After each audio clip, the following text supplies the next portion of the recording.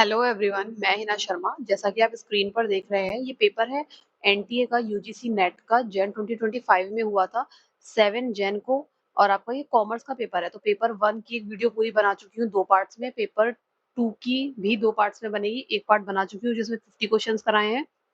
अभी हम और 40 क्वेश्चंस करेंगे इस वीडियो में, ठीक है। एंड इसी पेपर ये वही पेपर है, आप सही सुन रहे हैं। अब ये वही पेपर है जिससे मैंने अपना खुद का नेट और जेआरएफ क्लियर किया है, ठीक है। जेआरएफ भी क्लियर किया है। तो आपको मैं बताऊंगी किस अप्रोच से मैंने क्वेश्चंस को रीड किया, किस अप्रोच से मैंने ऑप्शंस को टिक किया जो मैंने अपने मैक्सिमम स्कोर में कर पाई, ठीक है। चलते हैं पेज नंबर 79 पर।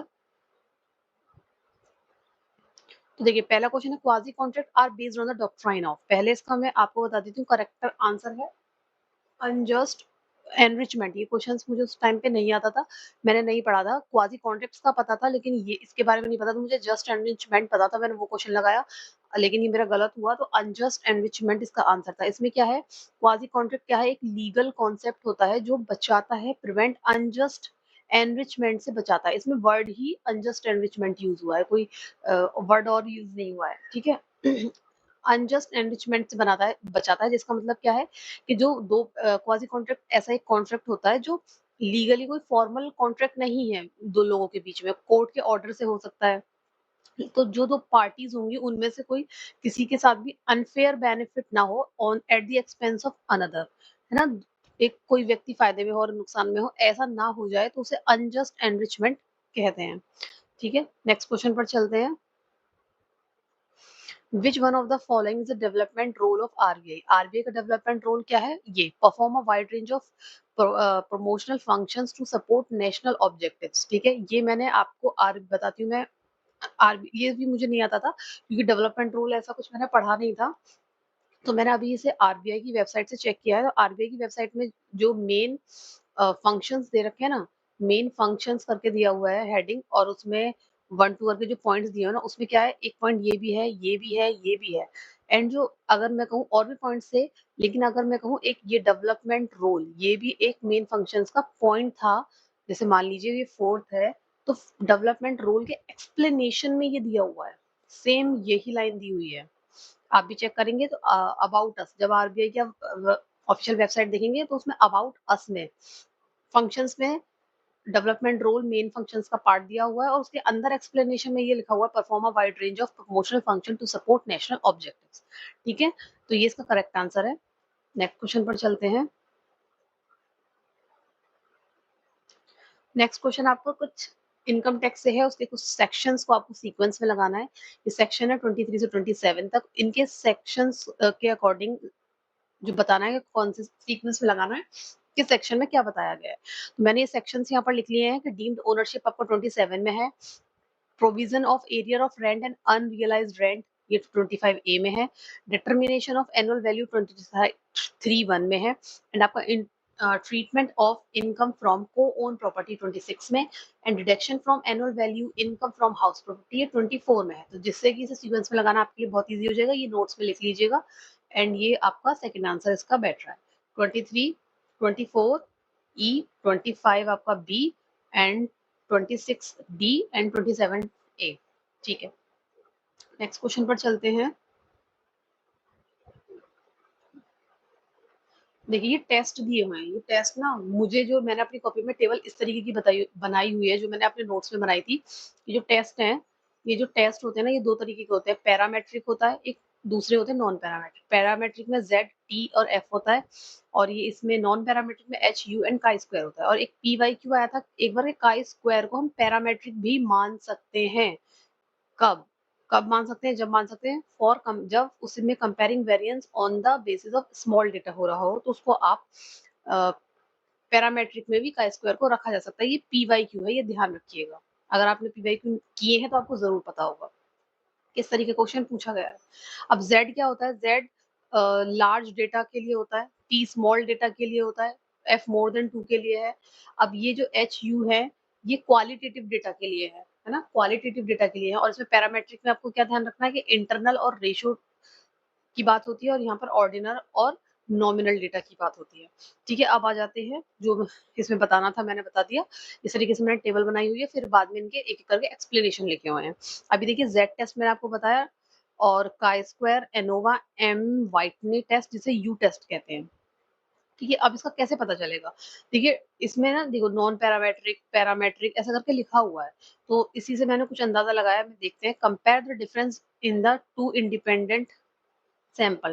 Test the significance of the difference between the average of large size देखो लार्ज से पता चलता है जब आपको लार्ज साइज सैंपल लिखा हो ना, लार्ज साइज सैंपल क्या होता है? मोर देन 30 डेटा कैसा हो? मोर देन 30 और लिखा पैरामेट्रिक भी लिखा है, तो पैरामेट्रिक में आपका यहाँ पे क्या है? जेड है और एनोवा है और लार्ज के लिए कहा है तो ये आपका जेड के साथ जाएगा, है ना? ये जेड के साथ जाएगा। Compare the different in the mean value of more than 2 sample. जब मोर देन 2 सैंपल की बात होगी तो वो एनोवा होगा। आगे देख लेते हैं ऑप्शन एक बार। ए का, हाँ देखिए, ए का थर्ड है, सी का फोर्थ है, तो मेरा तो इन्हीं से हो गया।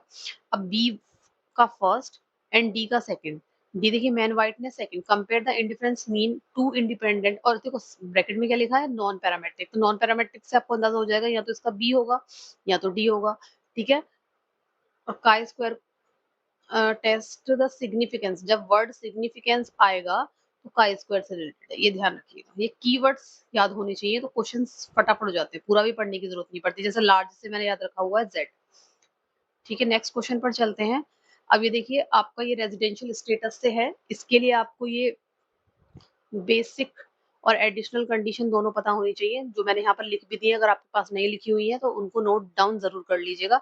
अब देखिए दिया हुआ है एक ब्रेटली है, ऑस्ट्रेलियन क्रिकेट प्लेयर हैं जो इंडिया को विजिट करते हैं 100 days in every financial year. This has been practice for the past 10 financial year. 10 years में 100 पर ईयर, तो टोटल कितना हो गया? 1000 डेज हो गए, है ना? 10 ईयर्स में 1000 10 ईयर्स में 1000 डेज हो गए। ठीक है, find out his residential status for the assessment year 23-24। चलो ठीक है, असेसमेंट ईयर कोई भी हो, हम चेक करते हैं पहले इसका स्टेटस। तो देखियो हमारी बेसिक कंडीशन में क्या है? या तो 182 डेज और मोर हो प्रीवियस ईयर में, तो हर ईयर में ये 100 आए हैं, तो प्रीवियस ईयर में 182 डेज तो हो नहीं सकते। नेक्स्ट, प्रीवियस ईयर में 60 डेज एंड 60 डेज हो तो 60 डेज तो है क्योंकि 100 है, 60 से ज्यादा है, 60 तो इसको कर रहा है कल। नेक्स्ट के लिए 4 ईयर में 365 डेज हो। अगर हम 4 ईयर में देखें तो 400 डेज हैं 100 ईयर्स के हिसाब से, तो ये 365 से ज्यादा, तो इसको नहीं कर रहा है कोई बात नहीं, लेकिन इसको सेटिस्फाई कर रहा है, तो ये जो ब्रेटनी है ये हो जाएंगे रेजिडेंट। लेकिन अब ये ऑर्डिनरी रेजिडेंट है या नॉन ऑर्डिनरी रेजिडेंट है, इसके लिए आपको एडिशनल कंडीशंस को देखना होता है। अब एडिशनल कंडीशन में क्या है? एडिशनल कंडीशन अगर दोनों सेटिस्फाई हो रही है, प्लस लगा देती हूँ, दोनों सेटिस्फाई हो रही है तो वो ऑर्डिनरी रेजिडेंस होगा, और नहीं हो रही, एक भी नहीं हो रही है तो वो नॉन होगा, या फिर एक भी होगी ना उससे कोई फायदा नहीं है, वो नॉन में ही जाएगा। ठीक है, दोनों होनी कंपलसरी है किसके लिए? ऑर्डिनरी के लिए। ठीक है, कंपलसरी है ऑर्डिनरी के लिए। अब यह है एटलीस्ट 2 ईयर आउट ऑफ 10। अब 10 में at least 2 years out of last 10 year. अब लास्ट 10 ईयर्स में 100 डेज है, तो 2 ईयर में कितने होंगे? 600 से ऊपर, तो चलो ये शायद ये हो सकता है। लेकिन 730 डेज आउट ऑफ 7 ईयर ये तो हो रही है, लेकिन लास्ट 7 ईयर में, तो 7 ईयर में 100 के हिसाब से 700 डेज हुए, लेकिन ये 730 कह रहे हैं, तो 730 तो नहीं है, तो इसको सेटिस्फाई नहीं कर रहा है। ए को कर भी रहा है तो ये इसको नहीं कर रहा है, तो ये आपका नॉन ऑर्डिनरी में जाएगा। ऑर्डिनरी कब होगा? जब दोनों को करे, एडिशनल दोनों कंपलसरी हैं ऑर्डिनरी के लिए, एक भी नहीं हो रही है तो नॉन ऑर्डिनरी में चला जाएगा। अगर ये किसी को आता था, मुझे आता था, मुझे ये डेज का पता था, तो मैंने ये मेरा सही हुआ था। ठीक है, विच one of the following condition is not true in case of market skimming. Skipping क्या होता है? स्किमिंग होता है जब आप हाई प्राइस प्रोडक्ट निकालते हो ना, अपने प्रोडक्ट का हाई प्राइस रखते हो, हाई प्राइस प्रोडक्ट। ठीक है, तो ये नॉट ट्रू बताना है। तो देखिए आंसर तो ये है,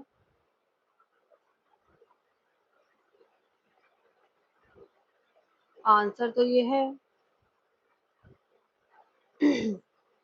ठीक है, the market is highly price sensitive. अगर प्राइस सेंसिटिविटी होगी मार्केट में तो स्किमिंग तो नहीं कर पाएंगे, हाई प्राइस तो नहीं रख पाएंगे, प्राइस सेंसिटिविटी नहीं है तभी स्किमिंग हो सकती है, इसलिए यही इसका करेक्ट आंसर है। आगे देख लेते हैं, sufficient number of buyer, sufficient number of buyer हैं जो हमारे प्रोडक्ट की डिमांड कर रहे हैं, तभी ना हम स्किमिंग को मतलब हाई प्राइस प्रोडक्ट को लॉन्च कर सकेंगे, कोई लेने वाला भी तो हो। And the high initial price does not attract more competitor, और जब स्टार्टिंग में हाई प्राइस कोई न्यू प्रोडक्ट का होगा तो कॉम्पिटिटर नहीं होगा, क्योंकि उसे ह्यूज इन्वेस्टमेंट करना पड़ जाएगा, फटाफट से वो नहीं ला पाएगा, उसे टाइम लग जाएगा। And the high price communicate the image of superior product, और हाई प्राइस का मतलब क्या लगता है लोगों को कि प्रोडक्ट सुपीरियर है। ठीक है, ये ट्रू है ये बातें। नेक्स्ट क्वेश्चन पर चलते हैं। द कंज्यूमर प्रोटेक्शन एक्ट कब आया? इसका सीधा है 24 दिसंबर 1986, ये मुझे याद था, अंदाजा था कुछ, तो मैंने इसको टिक किया। अब विच of the following curve can not be U shape? U shape AFC, average fixed cost, आपका रेक्टेंगुलर हाइपरबोला होता है, आपको पता होना चाहिए, और ये बाकी यू शेप होते हैं। इनकी शेप सबकी बना के याद करके कौन किसको कहाँ काट रहा है, ऐसे सारे डायग्राम आपके पास बने हुए होने चाहिए और दिमाग में उनकी इमेज होनी चाहिए। Identify which of the following statements are true, इनमें ट्रू स्टेटमेंट बताना है। तो ट्रू वैसे तो मैं लेकिन रीड करती हूँ कि मैं इस तक पहुंची कैसे, क्योंकि सारे पॉइंट्स हमें आते हो तो जरूरी तो नहीं है।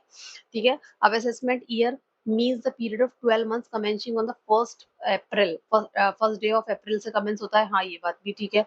तो ए तो मेरा ट्रू हो गया, ए मेरा ट्रू हो गया। तो देखो ये मेरे पास दो ऑप्शन है, ये तो है ही नहीं, ये मैंने काट दिए। अब क्या है, ये दोनों के बारे में मुझे नहीं पता था, कंफ्यूजन था, ये सेक्शंस मुझे नहीं पता थे। SSC is always a person but a person may or may not be a SSC, ये ट्रू है, मुझे पता था, क्योंकि एसएससी सब पर्सन ही होते हैं, लेकिन सारे पर्सन टैक्स दे रहे हो जो, क्योंकि जो टैक्स जिनका कैलकुलेट होगा वही तो इनकम टैक्स में एसएससी है, लेकिन सारे लोग ऐसे नहीं है जो टैक्स के उसमें आते हो दायरे में, तो सारे एसएससी नहीं होते, तो ये मेरे को पता था। आगे, a person may not have assessable income but may still be an SSC, SSC हो सकता है, हाँ हो सकता है, ये भी मुझे पता था। अब देखिए ये डी मुझे पता था कि ट्रू है, यहाँ है नहीं तो मैंने से काट दिया। इन दोनों को मुझे नहीं पता था, इन दोनों के बारे में बिल्कुल भी, 288 ये वाले सेक्शन ना मुझे नहीं आते थे, फिर भी मैंने ये क्वेश्चन मेरा करेक्ट हुआ। लेकिन अभी मैंने चेक किया इनको, जैसे एग्जाम के बाद जब ये शीट आ गई हमारी, तो ये क्या लिखा है ना, यहाँ पर बी की जगह ए होना चाहिए था और यहाँ ए की जगह बी, तो ये करेक्ट होते। राउंडिंग ऑफ टोटल इनकम 288 ए में आती है, राउंडिंग ऑफ ऑफ टैक्स आपका 28 बी में आता है ना, सिर्फ ए और बी को एक्सचेंज करना था। नेक्स्ट क्वेश्चन पर चलते हैं। देखिए इसमें क्या है, इंट्रोडक्शन है, ये आपका पीएलसी के स्टेज दिए हुए, इंट्रोडक्शन होता है, फिर आपका ग्रोथ आता है, फिर मैच्योरिटी होती है, फिर डिक्लाइन हो जाता है। तो इस कंडीशन में आप डिस्ट्रीब्यूशन स्ट्रेटजी कैसी रखेंगे? तो सबसे पहले पढ़ते हैं, फेज आउट अनप्रॉफिटेबल आउटलेट, जो जिनसे प्रॉफिट नहीं हो रहा उन्हें फेज आउट कर दिया, कब होगा ये? जब आप डिक्लाइन फेज में होंगे तभी ना बंद करने लगेंगे। बिल्ड सिलेक्टिव डिस्ट्रीब्यूशन, सिलेक्टिव कब करेंगे? जब आपने इंट्रोडक्शन नया नया शुरू करा हो, है ना, इंट्रोडक्शन का। तो ये दो मुझे पता है। अब बाकी ग्रोथ एंड मेच्योरिटी, ग्रोथ पे इंटेंसिव डिस्ट्रीब्यूशन होगा, बहुत होगा, और मैच्योरिटी पे मोर इंटेंसिव होगा। तो इस तरीके से ये आपके होंगे। तो ए का सेकंड है, बी का थर्ड, अभी देखते हैं कहाँ पर मिलेगा हमें। ए का सेकंड, बी का थर्ड, यही हमारा करेक्ट आंसर है। ठीक है, नेक्स्ट क्वेश्चन पर चलते हैं। Arrange the following institution in ascending order in the year of establishment, year of establishment बताना है आपका। देखिए रिजर्व बैंक ऑफ इंडिया है आपका 1935, स्टेट बैंक है 1955, एंड नाबार्ड है 1982, सेबी है 1990 और 2 है शायद, हाँ। तो और ये है आपका 1988। तो इस तरीके से इनको सीक्वेंस में लगाएंगे तो ये हो जाएगा। बी आपका रिजर्व बैंक ऑफ इंडिया सबसे पुराना 35, सी हो गया 55, ई है आपका 82, और बाकी दोनों बचे 82 के बाद। मेरा जब यही सीक्वेंस यहाँ तक आ रहा है तो मुझे और कुछ चेक करने की जरूरत भी नहीं पड़ी। ठीक है, ये सीक्वेंस हमेशा आते हैं, तो इसलिए डेट्स का ना एक पूरा पेज बना लीजिएगा जिसपे आपने सिर्फ डेट्स लिखी हो।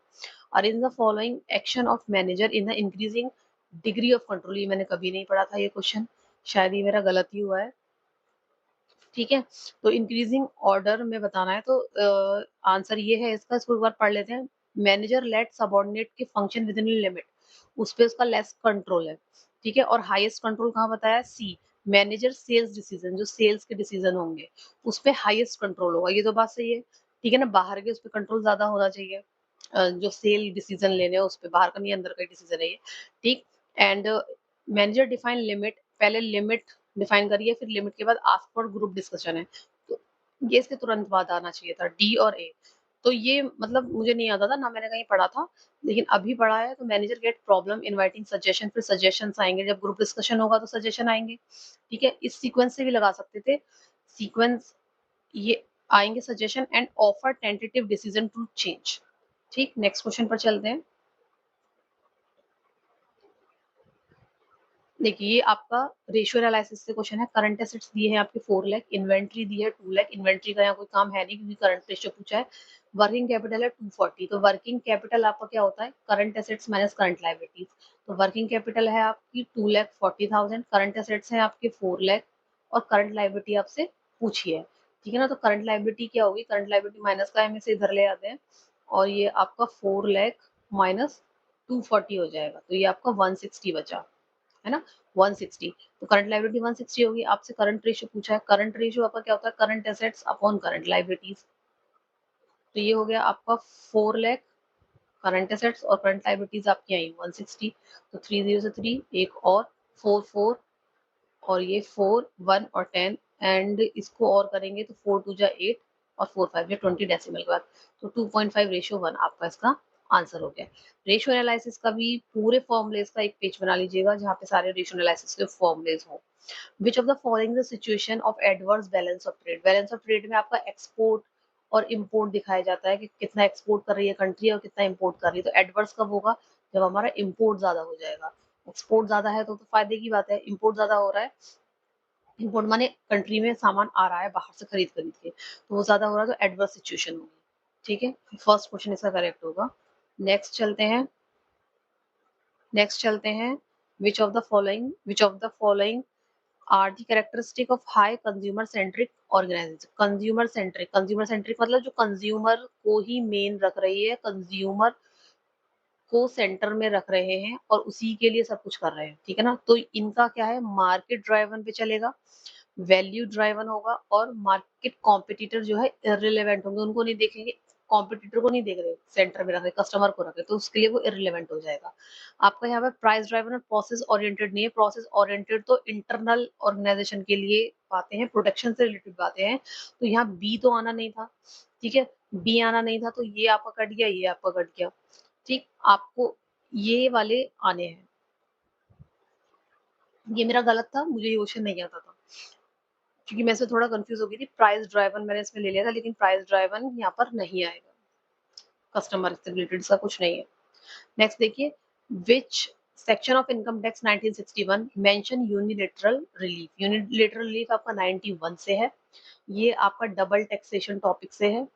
डबल टैक्सेशन, डबल टैक्सेशन क्या होता है, कंज्यूमर अगर कोई भी एसएससी है, पर्सन है जो बाहर किसी कंट्री में इनकम अर्न कर रहा है, तो उस पे क्या होता है ना, इनकम अर्न कर रहा है तो उस कंट्री वाले भी टैक्स लेंगे और इंडिया में भी टैक्स लिया जाता है, तो किस बेसिस पे उसका कैसे करेंगे। अब ऐसा तो नहीं होगा ना, सेम पे उसने वहां भी सारा टैक्स दे दिया, अब इंडिया भी मांग रही है, तो दो टैक्स डबल टैक्स हो जाएगा। तो डबल टैक्स अवॉइडेंस है ना, डबल टैक्स अवॉइडेंस करने के लिए कैसे, यूनिलेटरल रिलीफ होता है एक, और एक बायलेटरल होता है।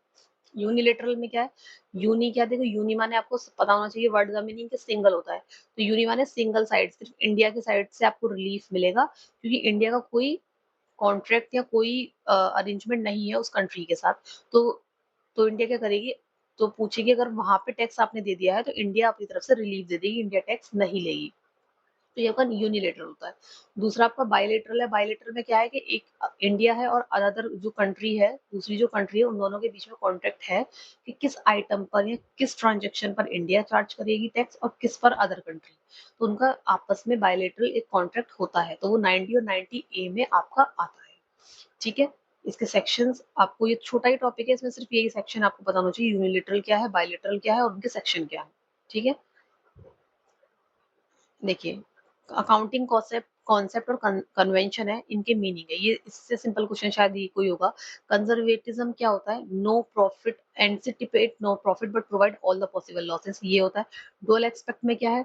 टू फोल्ड एक्सपेक्ट, जहाँ टू आ गया वही डुअल से है, दो साइड इफेक्ट करेगा एसेट्स, कोई भी ट्रांजेक्शन है तो दो साइड इफेक्ट करती है।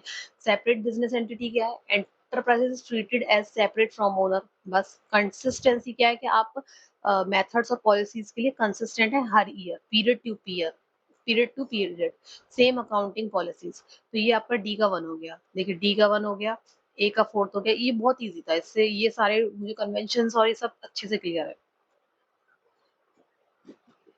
अब देखिए, विच of the following is non probability method of selecting sample from a population? Non probability method of selecting sample है, तो मैंने यहाँ बता दिया सैंपल ये दो तरीके के आपके प्रोबेबिलिटी और नॉन प्रोबेबिलिटी होते हैं। जैसे कि ये भी टेस्ट पढ़े थे, प्रोबेबिलिटी में आपका क्या आता है? सिंपल, आपका सिंपल रैंडम है, एक रिस्ट्रिक्टेड रैंडम है। ठीक है, इसमें सिंपल में तो ये हो गया, और रिस्ट्रिक्टेड में क्या है? रिस्ट्रिक्टेड में भी आपके चार टाइप है। एक आपका है ये स्ट्रेटिफाइड, सिस्टमैटिक, क्लस्टर और मल्टी स्टेज। तो देखिए सिंपल, मल्टी और क्लस्टर, ये तो प्रोबेबिलिटी है, आपको यहाँ दिख ही रहा है। नॉन प्रोबेबिलिटी में क्या है? जजमेंट है, स्नोबॉल है, डायमेंशनल है, कोटा है, कन्वीनियंस है। तो इसमें स्नोबॉल आपका नॉन प्रोबेबिलिटी में है। ठीक है, इधर आएगा, ये टेबल आप बना लीजिएगा अगर आपके पास नहीं हो तो। Which of the following tool is used for projecting supply of personnel? Supply of personnel से related आपका मार्कोव एनालिसिस होता है। रेशो नहीं है, रेशो कंपनी की फाइनेंशियल पोजीशन देखते हैं हम कंपेयर वगैरह करके, और ट्रेंड एनालिसिस भी नहीं है, मार्कोव एनालिसिस है। अब देखिए यहाँ पे लिखा हुआ है Markov analysis a method used to forecast the value of variable based solely on its current state। Supply जो होती है, आप सप्लाई जो देखेंगे पर्सनल की, मतलब कितने मेंबर्स चाहिए, लेबर चाहिए, क्या चाहिए, तो वो करंट सिचुएशन पे देखी जाती है, पास्ट के सिचुएशन से नहीं देखी जाती है। इसलिए मार्कोव एनालिसिस, और मार्कोव आपका करंट स्टेट पे काम करता है, पास्ट से फॉरकास्ट नहीं करता है। कोई पास्ट एक्टिविटी से उसका कोई मतलब है नहीं। ठीक है, not on the sequence of event preceding it. Text, prediction in nature, language, weather forecast, और इन सब में आपका ये जो 3 पॉइंट्स हैं, इनमें मार्कोव एनालिसिस ही यूज होता है, वेदर में भी और मार्केट शेयर प्रेडिक्शन में भी। Which of the following point are considered as essential characteristic of a promissory note? Promissory note पहले तो negotiable instrument 1881, उसके सेक्शन 4 में है। सेक्शन 5 भी होता है, वो बिल ऑफ एक्सचेंज का है। 6 है आपका चेक का, तो ये आपको सेक्शन तीनों पता होने चाहिए। बाकी इसके बारे में बताना है, प्रोमिसरी नोट के बारे में बताना है। प्रोमिसरी नोट रिटन में होना चाहिए, हाँ जी। Promissory note it must contain an undertaking, must not contain undertaking or promise. Promissory note है तो प्रॉमिस तो होगा ना, लेकिन ये कह रहे हैं कि नो, नहीं होगा तो ये गलत है। This promise to pay must be conditional, conditional नहीं होता है। Promissory note must be sign by the maker, yes. Promise to pay money only, तो प्रॉमिस करा है, प्रोमिसरी नोट है तो मनी क्या है, मतलब लिया है इसको, है ना, क्योंकि दो तो हमारे गलत हो गए, बी और सी। तो बी और सी जब ये गलत हो गए तो बचा क्या? यही ऑप्शन बचा। ठीक है, या तो आपको सही का पता होना चाहिए या तो आपको गलत का पता होना चाहिए, तो उसके हिसाब से भी आप इनको काट के कर सकते हैं।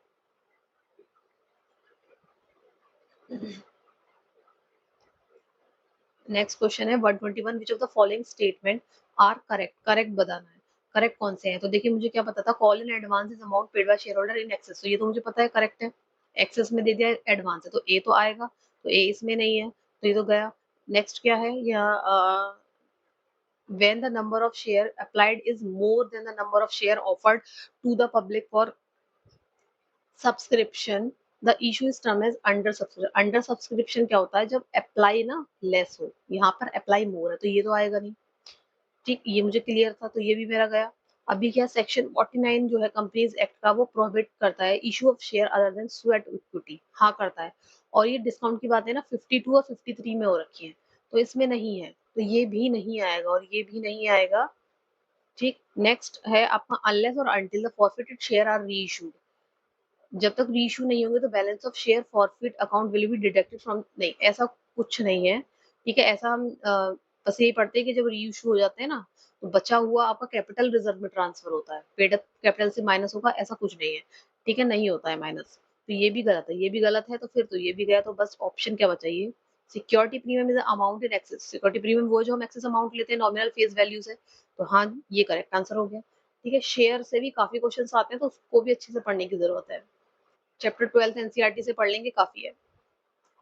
Standard deviation of sampling distribution, इसे क्या कहते हैं? ये आपका स्टैंडर्ड एरर होता है। स्टैंडर्ड एरर होता है ना, जो सैम्पलिंग जो सैंपल का मीन से स्टैंडर्ड डेविएशन देखते हैं, उसे स्टैंडर्ड एरर कहते हैं।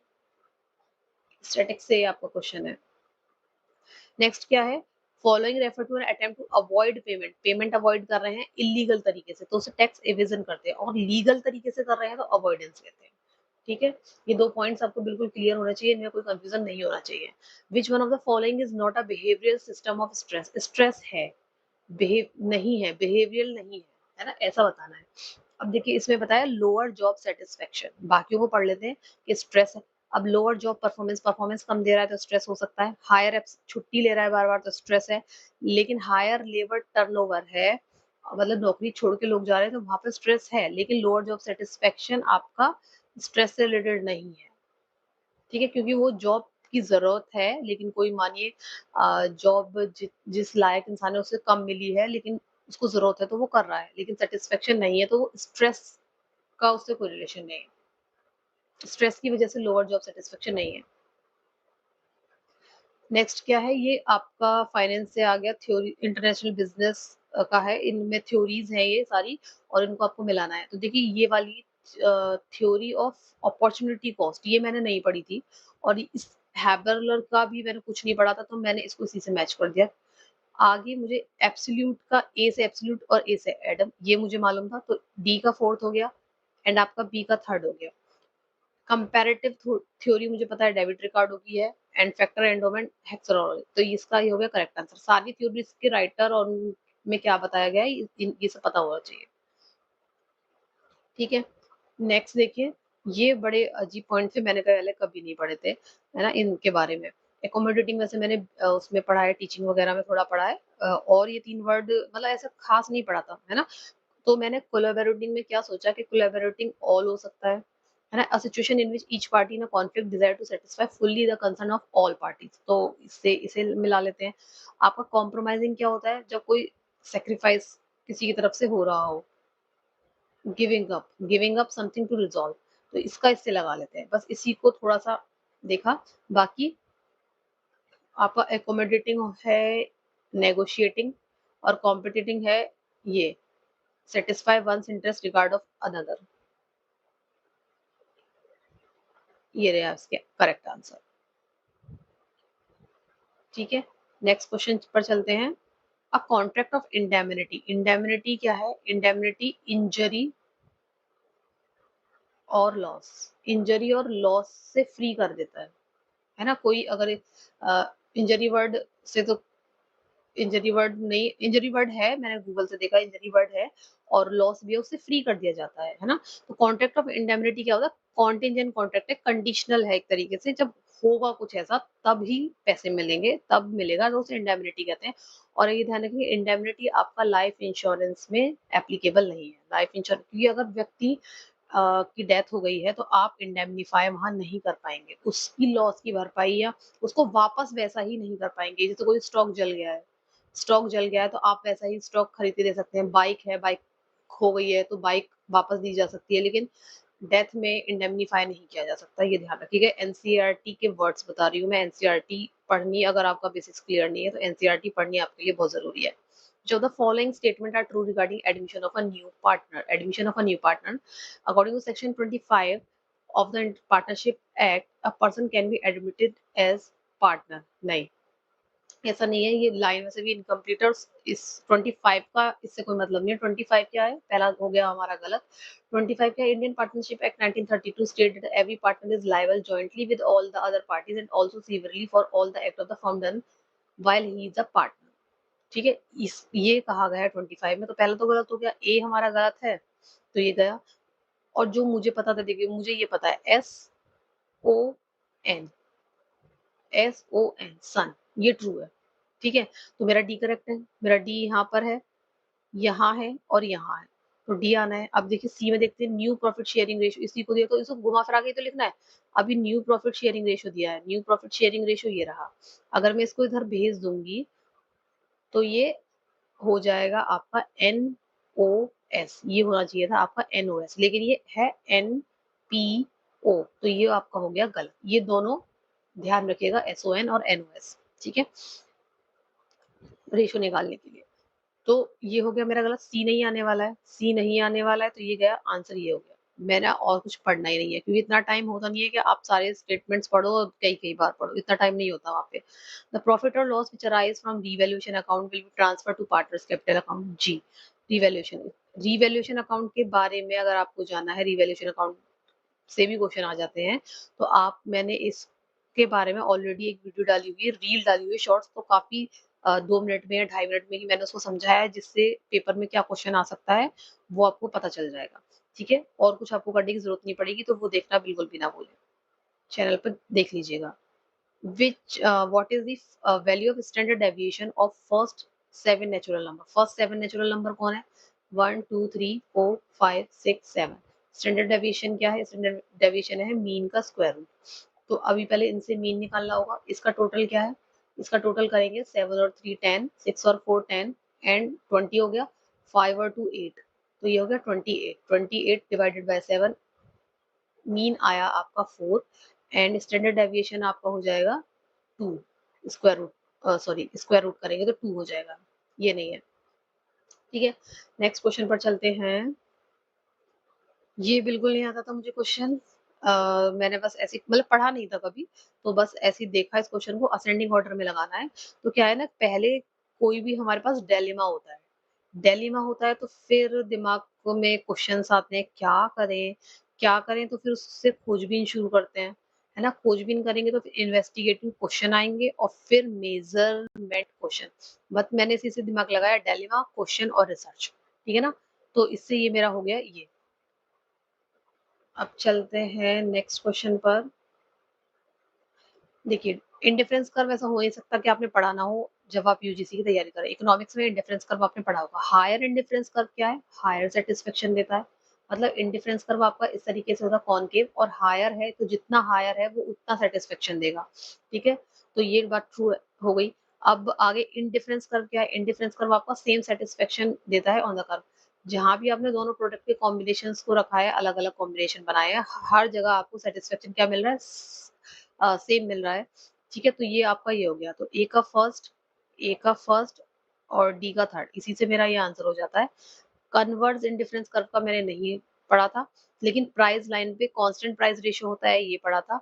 सी का फोर्थ हो गया, तो बचा हुआ आपने diminishing marginal rate of substitution से मिला दिया, ठीक है। नेक्स्ट पर चलते हैं।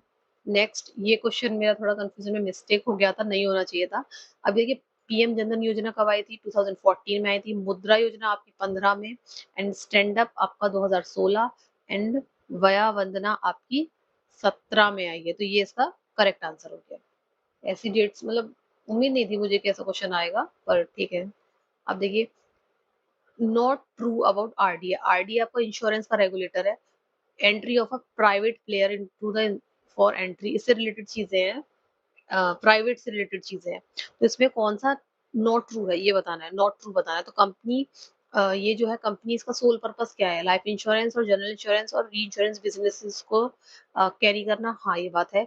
Minimum capital paid up equity capital क्या है? 100 CR, ये भी ट्रू है, लेकिन मिनिमम पेड अप कैपिटल री इंश्योरेंस बिजनेस के लिए 200 CR है, प्राइवेट प्लेयर्स के लिए जो यहाँ पर पूछा है, ठीक है, 300 नहीं है। तो इसलिए ये आपका रॉन्ग हो गया। Insurance companies are required to invest not less than 50% of their fund infrastructure और सोशल सेक्टर में, आपको उनको नॉट लेस देन 50% करना ही होता है। तो ये भी ट्रू है, ठीक है। तो आपका करेक्ट आंसर यहाँ पर थर्ड है, जो नहीं है, जो गलत है। Next question, which one of the following is a value added services of EXIM? EXIM की कुछ मेन सर्विसेज, कुछ वैल्यू एडेड सर्विसेज। तो एक्सपोर्ट को फैसिलिटेट करना, प्रोडक्ट, एक्सपोर्ट वाले प्रोडक्ट को डेवलप करना, मार्केट, ये है। वर्कशॉप एंड सेमिनार, ये वाला आपका एडिट, वैल्यू एडिड सर्विसेज हैं, जो एक्स्ट्रा से वो प्रोवाइड करता है, ठीक है। विच one of the following is not the behavioural factor of the consumer profile involve in technical targeting? जब हम कस्टमर का बिहेवियर फैक्टर देख रहे हैं, ठीक है, तो परचेज फ्रीक्वेंसी, परचेज क्वांटिटी और प्राइस सेंसिटिविटी, ये उसके बिहेवियर से है, लेकिन इनकम उसका इकोनॉमिक फैक्टर है, ये ध्यान रखना है। इकोनॉमिक फैक्टर था, और वैसे भी देखने में ही अलग दिख रहा था कि इनकम पॉइंट्स इससे अलग है। Identify correct statement from the following regarding time value of money. Time value of money क्या होता है? अभी हमने मानिए किसी में 18,000 रुपए इन्वेस्ट करे हैं, बाद में हमें जब उसके 18 के 20,000 अगर मिलेंगे 4 साल बाद, तो इसकी मनी जो 20,000 की टाइम वैल्यू ऑफ मनी है वो कितनी होगी और 18,000 की उस वक्त कितनी होगी। इसको कंपेयर करते हैं कि हमें इसमें इन्वेस्ट करना चाहिए या नहीं करना चाहिए। मतलब 4 साल बाद हमें 20,000 मिलेंगे तो उसकी टाइम वैल्यू ऑफ मनी क्या रह जाएगी, है ना? कंपेयर करते हैं, कम तो नहीं हो जाएगी? कम हो जाएगी तो उसमें इन्वेस्ट नहीं करना चाहिए। और ठीक है, टाइम वैल्यू ऑफ मनी के अकॉर्डिंग हो रहा है तो ठीक है। अब इसमें क्या बताना है? करेक्ट स्टेटमेंट बताना है। The interest which may be earn or save on the money held present underline the concept of time. हाँ, टाइम वैल्यू ऑफ मनी में देखते हैं कि जो बात की मनी है उसमें इंटरेस्ट कितना बन रहा है, इंडेक्स वैल्यू से चेक करके देखते हैं। The money which is receivable at present has less value than the monetary receivable in the future. ऐसा कुछ है नहीं कि लेस वैल्यू ही होगी, ज्यादा भी हो सकती है ना? और इसमें हम सिर्फ रिलेशन देखते हैं, तो सी ये आपका गलत है। The relationship that exist between the value of money receivable at present, present में जो मिल रहा है, and the value of money receivable in the future, उसे हम टाइम वैल्यू ऑफ मनी करते हैं, ये ट्रू है। ठीक है। Value of money receivable at present equal to value of money receivable in future minus, ये टाइम वैल्यू ऑफ मनी जो होती है ना, दोनों का डिफरेंस होती है, प्रेजेंट वाला अमाउंट, प्रेजेंट माइनस फ्यूचर। ठीक है। ये ट्रू, अगर इसको हम देखें भी माइनस करके और टाइम वैल्यू मनी को मैं यहाँ भेजूं और इस माइनस वाले को प्रेजेंट वाले को, हाँ, तो ये इसके अकॉर्डिंग ना देखो, टीवीएम हमारा क्या होता है? प्रेजेंट माइनस फ्यूचर लिख ले हम। ठीक है। अब इन्होंने क्या दिया हुआ है? प्रेजेंट का फॉर्मूला दिया हुआ है। अगर मैं प्रेजेंट का फॉर्मूला लूँ, इसको यहीं रहने दूं और इसको इधर भेजूं, तो टीवीएम प्लस फ्यूचर होगा, है ना? लेकिन यहाँ इन्होंने क्या माइनस दिखा रखा है, तो इसलिए ये गलत होगा। Future value of money is the value held presently at some given future time. ये एज में जो इंटरेस्ट की बात की है और इसमें भी गई है, तो ये आपका आंसर हो गया, है ना? बी गलत हमारे लिए और डी भी गलत है हमारे लिए, तो ये सब कट गए। एलिमिनेशन मेथड से भी बहुत मजा आता है हमने, और वैसे एलिमिनेशन मेथड हम जब भी कर सकते हैं जब हमने सिलेबस पढ़ा हुआ हो, तो एलिमिनेशन मेथड से क्वेश्चन हो जाते हैं और मजा भी आता है। Which of the following point are considered as a silent feature of limited liability partnership? Limited liability partnership आपका 2008 का एक्ट है। ठीक है। 2009 में कम इनटू फोर्स आया था, इसकी कोई मिनिमम कैपिटल नहीं होती है। इसमें क्या है? पार्टनरशिप, मैं बताती हूँ, पार्टनरशिप और कंपनी दोनों का कॉम्बिनेशन है ये। इसके नुकसान और इसके नुकसान को हटा के, इनके सिर्फ फायदे फायदों को लोग के आपका एलएलपी को क्रिएट किया गया है। तो LLP is a body corporate, हाँ। Legal entity separate from its partner, जी बिल्कुल करेक्ट है। LLP does not enjoy perpetual succession, perpetual succession है, तो ये आपका हो जाएगा गलत। पार्टनर ऑफ एलएलपी है अनलिमिटेड लाइबिलिटी, अनलिमिटेड लाइबिलिटी आपकी कंपनी में होती है, उसी को कंपनी की डिसएडवांटेज को हटाया है और सिर्फ एडवांटेजेस को लेकर, पार्टनरशिप के एडवांटेजेस को लेकर एलएलपी बनाया गया, तो ये नहीं है। LP is an artificial legal person, जी। तो ये आपके आंसर हो गए, सी और डी गया, तो ए बी ई बचा। ठीक है। एलएलपी में 2 डेजिग्नेटेड पार्टनर होते हैं, ऐसी चीजें होती हैं। In which one of the following the effectiveness of brainstorming, effectiveness technique is high, decision making, मतलब effectiveness जो है brainstorming की वो हाई होगी, तो वो टास्क ओरिएंटेशन में होगी। अगर आप देखिए बिजनेस, हम क्योंकि कॉमर्स पढ़ रहे हैं और बिजनेस से रिलेटेड चीजें बातें कर रहे हैं, तो सोशल प्रेशर, पोटेंशियल और इंटरपर्सनल कॉन्फ्लिक्ट, मनी कॉस्ट, मुझे सिर्फ टास्क ओरिएंटेशन पे ही मेरा ध्यान गया। ठीक है ना? कि ब्रेन स्ट्रॉमिंग आप टास्क ओरिएंटेड करेंगे तो इफेक्टिवनेस बहुत हाई रहेगी। Next, arrange the following channel in increasing order of value addition of sales. Value addition कौन कर रहा है सेल्स में? वैल्यू एडिशन, ठीक है, तो सबसे ज्यादा कौन कर रहा है, सबसे कम कौन कर रहा है? ठीक है। आप खर्चा देख कह सकते हैं, या फिर पर्सनल टच कह सकते हैं, तो इंटरनेट में पर्सनल टच तो बिल्कुल भी नहीं है, तो सबसे मिनिमम ये हो गया। उसके बाद आपका है रिटेल स्टोर छोटे छोटे आपको मिल जाएंगे। डिस्ट्रीब्यूटर्स रिटेलर्स से बड़े होते हैं जो और ज्यादा खर्चा करते हैं, है ना? एंड आपका वैल्यू एडेड पार्टनर क्या होते हैं? जैसे दो कंपनियां मिलके कुछ कंज्यूमर को प्रोडक्ट पहुंचाने का काम कर रही है, एक बना रही है और एक सिर्फ देने का काम कर रही है, इस तरीके से हो सकता है, वैल्यू एडेड पार्टनर्स होते हैं। एंड आपका लास्ट में होता है सेल्स फोर्स। सेल्स फोर्स नाम से समझ नहीं आएगा, लेकिन सेल्स फोर्स क्या है देखिए मैंने इसके बारे में एक्सप्लेन लिखा हुआ है। Salesforce is a leading cloud based customer relationship, जहाँ कस्टमर रिलेशनशिप हो रही है, मैनेजमेंट हो रहा है, सीआरएम से रिलेटेड है ऐसा प्लेटफॉर्म, तो ये सबसे हाईएस्ट में होगा सेल्स फोर्स, है ना। तो इसलिए ये इसका करेक्ट आंसर हो जाएगा, जो मुझे बिल्कुल नहीं पता था उस टाइम पे, तो मेरा गलत हुआ। विच one of the following consist of comparing entries in the books of account with documentary evidence, जहां एविडेंस का नाम आए और एंट्रीज बुक ऑफ अकाउंट और एविडेंस, एविडेंस आपका होता है वाउचिंग, ठीक है ना, वाउचर्स।